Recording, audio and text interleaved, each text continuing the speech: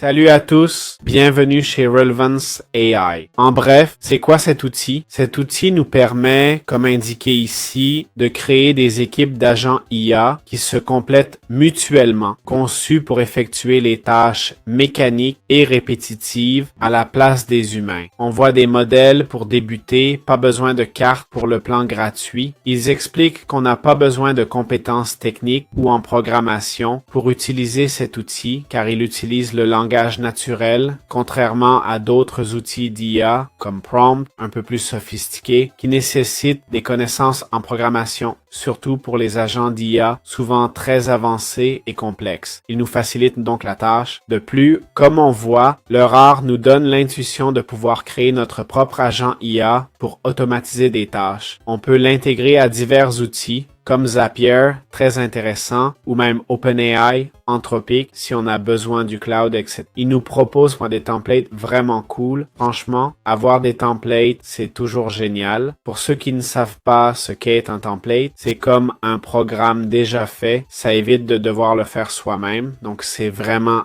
appréciable.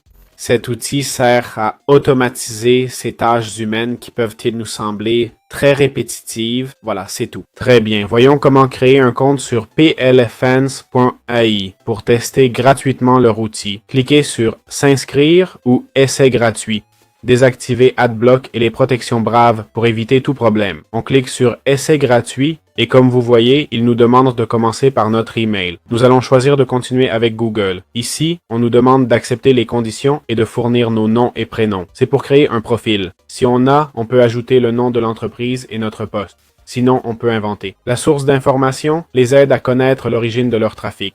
Et voilà, nous sommes directement dans l'interface de Relevance AI. Parfait. Notre plan gratuit nous offre 100 crédits. C'est parfait. Bien. Comment avoir un agent IA qui crée des blogs optimisés pour le SEO, c'est-à-dire pour le référencement web dans Relevance AI? Alors, on va descendre ici, d'accord? Dans Agent Templates, dans la section Templates. Et vous voyez, on a le SEO Optimized Blog Writer, d'accord?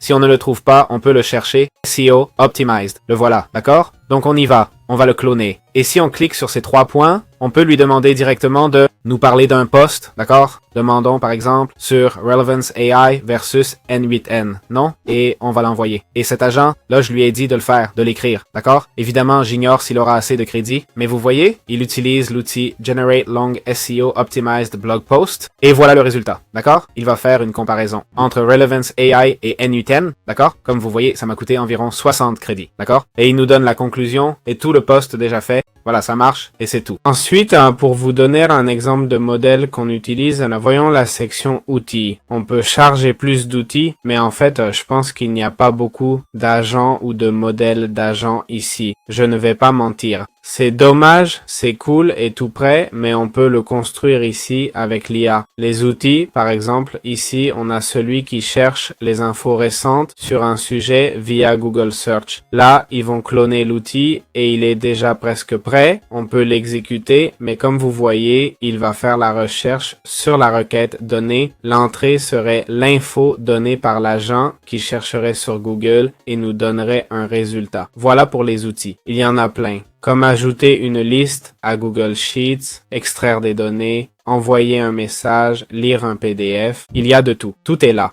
J'ai un filtre, mais en mode normal. On va le mettre à jour. On peut recevoir et envoyer des mails, extraire des données d'un tableau entier.